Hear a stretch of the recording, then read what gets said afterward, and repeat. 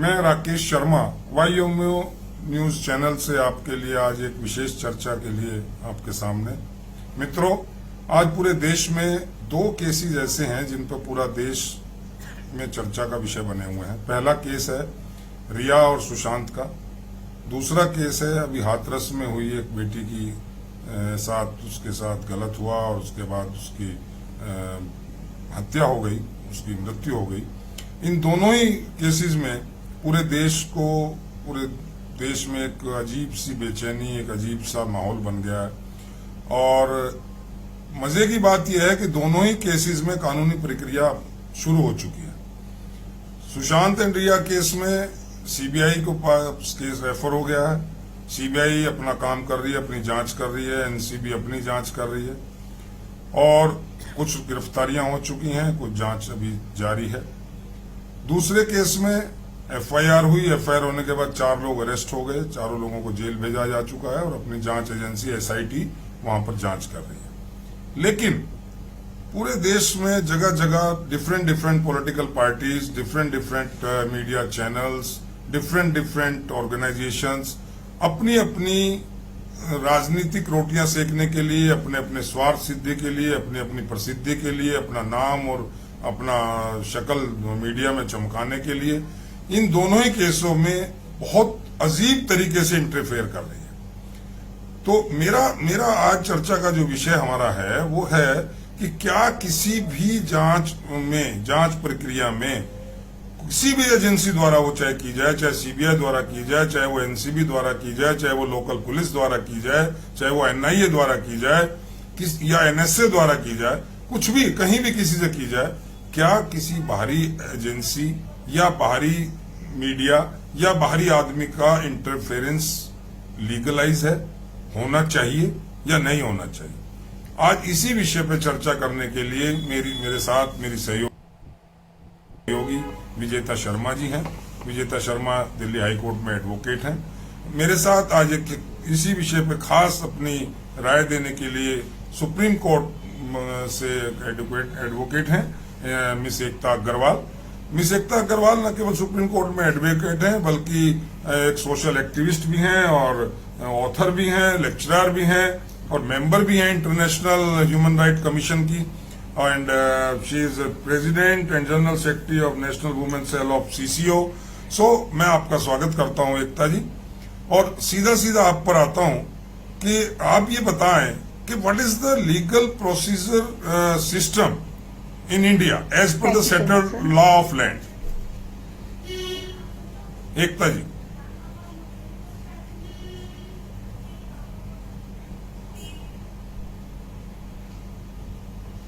Yes sir, देखिए हमारे यहाँ पर जो भारतीय कानून व्यवस्था है उसके अंदर एक क्रिमिनल प्रोसीजर कोड है 1973 जिसके अंदर प्रॉपर प्रोसीजर डिफाइंड है कि किस तरीके से किसी भी केस की, किसी भी मुकदमे की जो भी क्रिमिनल से रिलेटेड है उसकी जांच की जाती है, कैसे उसका एक प्रॉपर प्रोसीजर फॉलो किया जाना चाहिए, कैसे एक अनबायस्ड और एक प्रॉपर जस्टिस के साथ उसकी जांच की जानी चाहिए।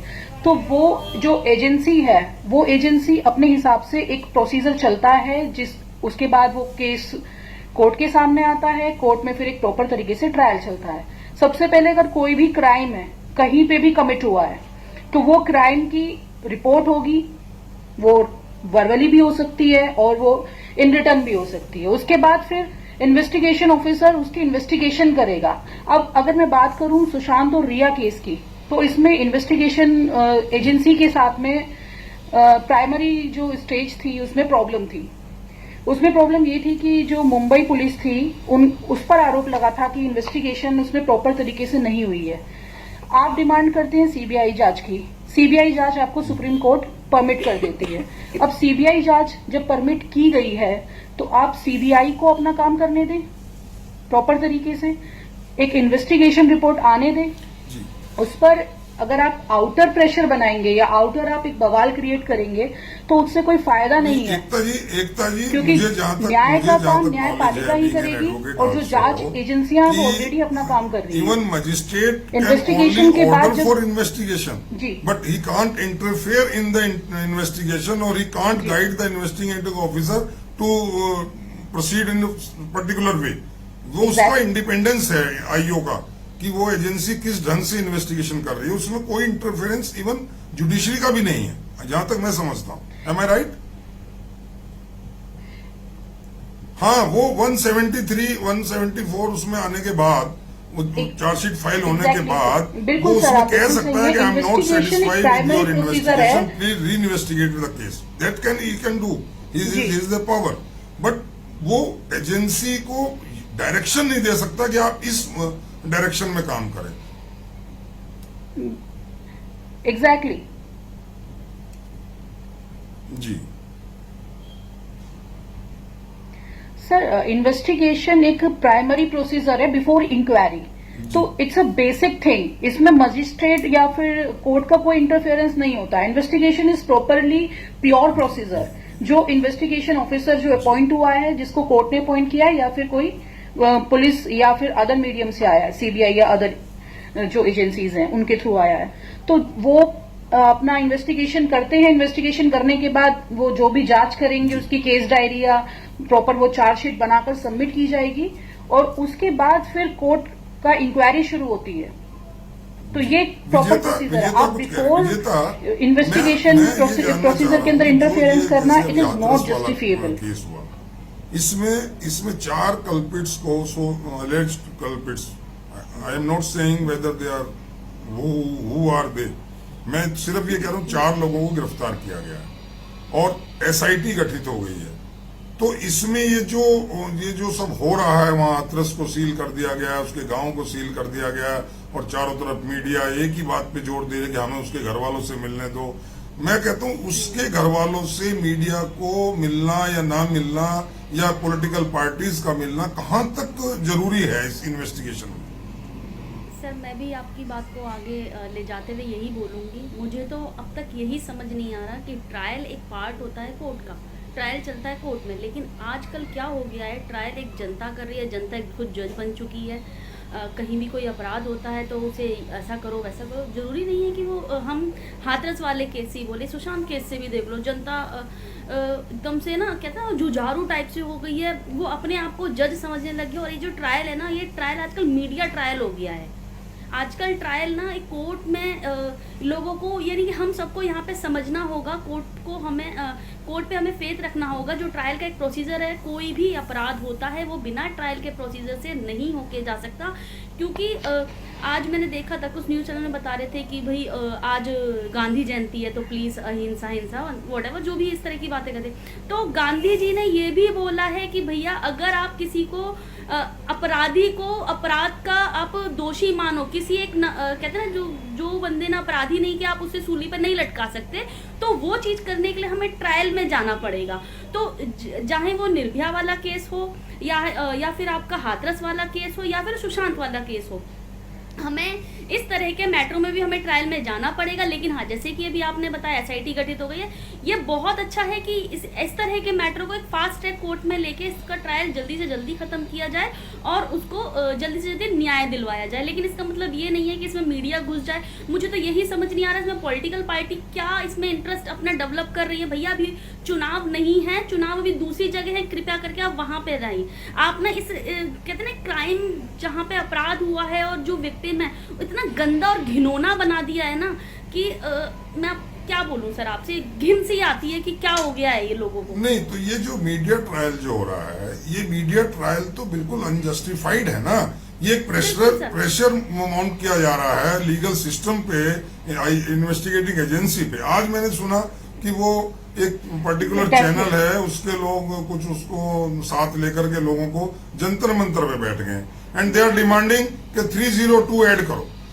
मैं जानना ये चाहता हूं, मैं इस चैनल के माध्यम से आप सब लोगों से क्वेश्चन कर रहा हूं कि क्या किसी जांच में जो सुसाइडल बिफोर था, एक स्टार्टिंग में सुसाइडल माना गया, उसको प्राइमरी इन्वेस्टिगेशन में कहा गया कि ये सुसाइड है, उसकी जांच शुरू हो गई और अभी वो जांच सीबीआई जैसी प्रीमियर एजेंसी कर रही है, तो उसमें एक थर्ड पार्टी खड़ी होती है कि नहीं साहब इसमें आप 302 ऐड करो। It means that agency is not doing his job. वो अपना जॉब नहीं कर रही है। हम बताएंगे कि आप इसमें 302 ऐड करो, 420 ऐड करो या 467 ऐड करो या इसमें 376 ऐड करो या 354 ऐड करो या इसमें आप एनडीपीएस राकेश जी, के सेक्शन ऐड करो. What is this nonsense is going on? Rakesh ji यहीं पे मैं ना आपको थोड़ा सा Why CBI is not saying anything about this? Why government is silent on this issue? Rakesh ji आजकल ना बिल्कुल मीडिया सर, एग्जैक्टली मैम एक मिनट, आजकल मीडिया इतना ज्यादा फैल चुका है ना, हम सबके फोनों पर अगर सिर्फ उसमें तरह की वीडियो 302 आई होगी हाथरस में। जी। पहले का वीडियो क्या था, बाद का जी, वीडियो मुझे क्या था, पता उसके है। बयान क्या थे, पहले के बयान क्या थे, पहले बोलती है कि नहीं ऐसा नहीं हुआ, बाद में बोलती है ऐसा नहीं हुआ। तो भैया हम किसी भी कोई भी जज कोई भी कोर्ट किसी को भी निर्दोष को फांसी नहीं चढ़ा सकता। अगर इस तरह की वीडियो लोगों में आ रही है तो उसके लिए एक मुझे तो लगता है कि मीडिया को ना मीडिया के लिए भी एक स्पेशल चीजें कुछ ऐसी होनी चाहिए जिसपे उसको बाउंड्रीज रखा जाए। ये नहीं कि सबको अगर अभिव्यक्ति की आजादी तो कहीं भी लेके घुस जाओ, लोगों का माइंड नहीं, वॉश कर दो। किसी को भी दोषी और निर्दोष डिक्लेयर हाँ, करना नहीं तो कर कोर्ट का सकती। काम है ना। ये Even मेरा सर- काम नहीं है, ये पब्लिक का काम नहीं, ये मीडिया का काम नहीं है। एकता जी, जी जी बिल्कुल सर, बिल्कुल बिल्कुल मैं विजिता जी की बात से भी सहमत हूं कि ये मीडिया ट्रायल, या सर आप बोल रहे हैं कि किसी भी तरीके से आप बोलते हैं इसमें कि 302 ऐड कर लीजिए या फिर कोई अदर प्रोसीजर या अदर Yes. सेक्शन आप इसमें ऐड कर दीजिए। अगर इन्वेस्टिगेशन ऑफिसर्स को लगेगा कि कुछ ऐड होना है, क्योंकि अभी इन्वेस्टिगेशन इज गोइंग ऑन, तो वो अपने हिसाब से उस चीज को ऐड करेंगे और डेफिनेटली ऐड करेंगे। हमारे क्रिमिनल जस्टिस सिस्टम के अंदर एक सेइंग है कि Exactly, जो मैं प्रोसिक्यूशन वही को बात है कर रहा हूं। अपना क्राइम जो प्रूफ मैं- करना मैं होता है सिर्फ अगेंस्ट ये कह एक्यूज रहा हूं पर्सन, कि वो ये बियॉन्ड जो रीजनेबल सब डाउट चल होना रहा चाहिए। है, तो बियॉन्ड इसमें रीजनेबल डाउट कहीं ऐसा तो नहीं कि मीडिया ये जी, चाह रहा तो है, ये- कोई पर्टिकुलर पार्टी ये चाह रही है कि जो हम कर रहे हैं that is justified, we don't need any court of law, we don't need any advocate, we don't need any जजेस।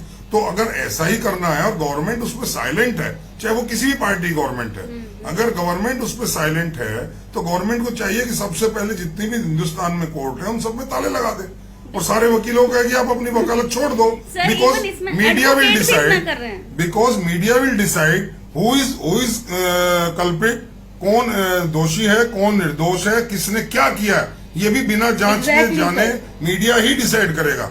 ये कौन सा एक सिस्टम डेवलप हो रहा है? हम इस बात पे आज सबकी राय जानना चाहते हैं कि हो क्या रहा है। Rakesh ji- why the judiciary silent on this issue? Rakesh ji सबसे पहले तो क्या होता है, मीडिया ने जबकि हमारे लॉ में है कि किसी भी रेप बिल्कुल सर, फिर इंडियन जुडिशरी की नीड ही क्या है मीडिया फिर? ही सबसे पहले फोटो दिखाती है और 2 दिन बाद मीडिया ही उस फोटो को ब्लर कर देती है। सोचो मीडिया क्या कर रही है, लोगों को क्या माइंड वॉश करना चाह रही है, क्या हो रहा है, चाहे वो किसी की भी मीडिया हो।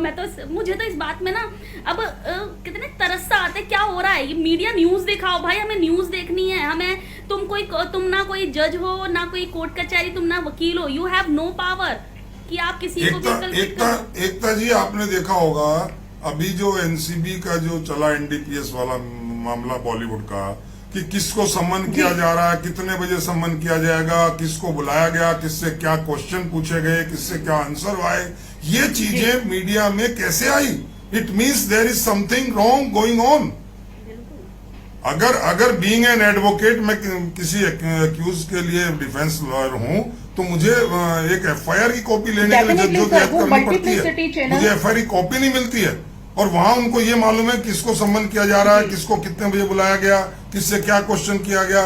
ये मीडिया को जो दिया जा रहा है, क्या ये फेयर है? जी। क्या ये किसी भी इन्वेस्टिगेटिंग एजेंसी के लिए फेयर है?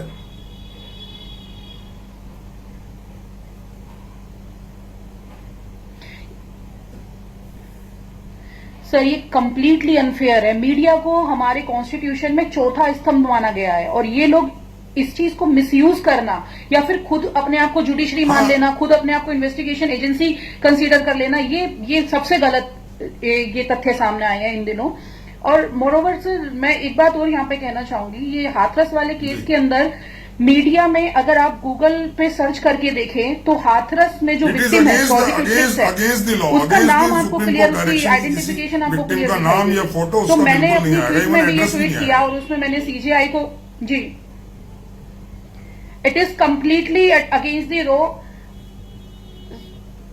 इवन बिल्कुल सर, डेफिनेटली सुप्रीम कोर्ट ने 2011 में भी ये क्लियर किया था। इवन हमारे पास इंडियन पीनल कोड के अंदर भी ये सेक्शन 228A और सब क्लोज 2 के अंदर ये प्रोविजन है कि इस आप चैनल- जो प्रोसिक्यूट्रिक्स या विक्टिम है उसकी आइडेंटिटी डिस्क्लोज नहीं कर सकते। सर मीडिया ही इसमें क्राइम कमिट कर रहे हैं। आप किसी का सर, साथ मैं तो लेकर ना- के आप क्राइम कर रहे हैं। आपको इंडियन लॉ के साथ आप विजेता पूरी तरह exactly हम पूरी यही तरीके बात से अवेयर बताना चाह नहीं रहे हैं अपने है इस कि चैनल कानून के व्यवस्था माध्यम हमारी से। कहती क्या है। ये जो उसमें आप पॉलिटिकल जज बनने की पार्टीज अपनी कोशिश कर रहे रोटी हैं। सेकने के लिए हाथरस की तरफ कूच कर रही हैं, वो पश्चिम बंगाल के 4 मेंबर ऑफ पार्लियामेंट वहां पहुंच गए। उन्हें अपना घर नहीं दिखा कि उनके यहाँ क्या हो रहा है, क्या अत्याचार सर, हो रहे दुख की हैं। बात वो तो- उस परिवार के पास शर्मा गए, जी। उस परिवार को अभी दर्द इतना है कि उससे सहा नहीं जा रहा और उसको कुरेद रहे हैं वो सब लोग। ये मैं तो कहता हूँ कुछ मीडिया भी कुरेद रहा। हाँ, जो चीज गलत हुई हम भी गलत कह रहे हैं कि उसकी बेटी का जो दाह संस्कार गलत है, रीति बिल्कुल। रिवाज और धर्म संस्कृति के अनुसार होना चाहिए गलत था, है। वो नहीं हुआ। वो एक बिल्कुल। जघन्य अपराध किया, वो एक जघन्य अपराध किया। मैंने अपनी परसों की बातचीत में भी यही कहा कि वो एक जघन्य अपराध हुआ, That is चाहे वो completely पुलिस ने illegal. किया चाहे प्रशासन ने किया। दे शुड जी। Be held guilty for that and they sir should be इसी पनिश्ड फॉर वजह दैट। से सर इलाहाबाद हाई कोर्ट ने सुमोटो डिसीजन भी लिया है, खाली इसी बात पे कि आप अपने किसी भी और मृतक शरीर का एक अहम बात देखो कि हमारे हिंदू संस्कृति में तीसरे दिन जो डेड बॉडीज जो चिता जलने के बाद तीसरे दिन उसकी जो हमारे यहाँ कुछ जगह फूल कहते हैं, कुछ जगह अस्थियां कहते हैं, उनको उसमें से कलेक्ट किया जाता है जहां वो चिता जलाई गई, और उसको फिर गंगा जी, यमुना जी या किसी भी जो पास की नदी है, पवित्र स्थान है, उसमें वो किया जाता है, प्रवाहित किया जाता है। लेकिन परसों इसको पेट्रोल जाल जलाकर या लगाकर उसमें आग लगा दी गई। मैं तो आग लगाना इसलिए कह रहा हूँ कि वो संस्कार नहीं था, पेट्रोल, वो एक सुनने में आया जघन्य अपराध पेट्रोल था, से हुआ है। वो जघन्य घटना थी जिसको पूरा देश ने देखा, पूरे देश उसको भूल नहीं पाएगा। और वो माँ बाप, वो परिवार तो कभी भूल ही नहीं पाएंगे जिन्होंने एक और अपनी बेटी खोई और दूसरी ओर अपनी भावनाओं के साथ इतना अत्याचार हुआ उनके साथ, उनको मानसिक रूप से इतनी प्रताड़ना दी गई, वो इस चीज को नहीं भूल पाएंगे। लेकिन आज तक उसकी राख, उसकी हड्डियां वहीं पड़ी हैं, वहां तक आज भी किसी के प्रशासन के कानून सर, ये उत्तर जूं प्रदेश नहीं रेंग पुलिस रही का है बिल्कुल कि आप जो बर्बरतापूर्ण कर रहे हैं रवैया वो रहा है। करें। लेकिन जो हमारे संस्कार हैं, जो हमारी सभ्यता है, जो हमारी संस्कृति है, जो हमारे रीति रिवाज है, उनको तो फॉलो करने दें। शर्मा उस परिवार को इतना तो राहत दे दें। अभी तो उनकी बेटी तो वापस नहीं आ सकती, जी। लेकिन इतना तो करें। शर्मा जी, यहाँ पर तो बात तो चलो एक मीडिया की समझ आ रही है, हम सब एडवोकेट हैं और हम सब लॉ से अच्छी तरह से हम Exactly, sir. सब लॉ पढ़ के आए हैं। यहाँ पे तो कुछ मेरे एडवोकेट भाई हैं, वो भी इस तरह की बातें कर रहे हैं जो कि ना अजीब सी लगती है कि बातें कि भाई ऐसा हो जाए वैसा हो जाए। भाई हम सब लॉ पढ़ के आए, एक प्रोसीजर से ही चीजें होंगी। अगर हाथरस वाली लड़की के साथ अगर रेप हुआ है, ठीक है, मैं मानती हूँ, मैं उसके परिवार के साथ पूरी सहानुभूति है। लेकिन अगर उसके साथ नहीं हुआ, एज पर उसकी पहली वीडियो के अकॉर्डिंग, जो उसकी फर्स्ट वीडियो जो वायरल हुई है मीडिया में, हम सब ने देखी है, शायद आपने भी देखी नहीं, होगी। हम उसमें भी न जाएं, हम तो केवल interference of the outside agencies in the investigation, हम इस बात पे बात करें तो ये बिल्कुल गलत हो रहा है। कल को डिमांड आ जाएगी, एकता है, कल को डिमांड ये आएगी मीडिया की तरफ से कि जो इन्वेस्टिगेशन सुबह से शाम तक आई हो करे, उसकी एक कॉपी मीडिया ग्रुप्स को भेज दे, ताकि बताया जाए कि आज क्या इन्वेस्टिगेशन हुआ। आज वो वहां हाथरस के में गांव में खड़े हुए मीडिया के कुछ लोग कह रहे थे कि हम एसआईटी से जानना चाहते हैं उन्होंने 2 दिन में क्या जांच की। Who they are the senior officers of the investigating agency. वो पूछेंगे कि क्या हुआ, किससे क्या बयान लिया, ताकि उसे पब्लिसाइज This is करें, against जिससे कि अगले law. दिन जिसका स्टेटमेंट आना वो डिफर हो मीडिया जाए। आजकल what is this going nonsense? So जी सर, ये मीडिया लाइमलाइट के लिए कानून का नहीं, जानबूझकर हो रहा है, जानबूझकर हो रहा है। मैं तो समझता हूँ इसके पीछे वो षड्यंत्र है और इस षड्यंत्र का पर्दाफाश होना चाहिए। और मैं अपील करता हूँ अपने योर माइंड ओपनर चैनल से सभी लोगों से कि इस पे अपनी राय दें, और इसमें जुडिशरी के लोग जो ऊपर बैठे हुए जो सक्षम जुडिशरी के लोग हैं, जो अच्छे एडवोकेट, सीनियर एडवोकेट्स हमारे भाई बहन हैं, वो इसमें सुमोटो लें और बताएं पब्लिक को कि ये क्या हो रहा है, क्या होने जा रहा है। अगर ये सिस्टम को रोका, इस तरह के गलत सिस्टम को नहीं रोका गया, गलत जो प्रोसीजर एडॉप्ट किया जा रहा है उसको नहीं रोका गया, तो ये कहीं ना कहीं बड़ा ही नुकसानदायी होगा। ये बहुत ही सिस्टम को डैमेज कर देगा और इसमें एक बहुत बड़ा नुकसान अभी जो शायद लोग नहीं देख रहे हैं वो हो जाएगा सोसाइटी को और मुझे और आपको सबको। तो मैं इन्हीं शब्दों के साथ, एक इस अपील के साथ कि हमें सबको मिलकर के इसमें सोचना चाहिए। योर माइंड ओपनर चैनल का मकसद यही है कि आप अपने माइंड से इस बारे में सोचें और उसमें क्या आप सही और क्या गलत पाते हैं, इससे हमें भी अवगत कराएं, अपने विचार दें, अपने हमें सुझाव दें, ताकि हम और इस बात को आगे बढ़ा सकें। इन्हीं शब्दों के साथ, इन्हीं सब बातचीत के साथ एकता जी आपका बहुत बहुत शुक्रिया, विजेता जी आपका बहुत बहुत धन्यवाद। हम दोबारा इस चर्चा को आगे बढ़ाएंगे। आज के लिए इतना ही। धन्यवाद। जय हिंद, जय Bharat. Thank you so much sir.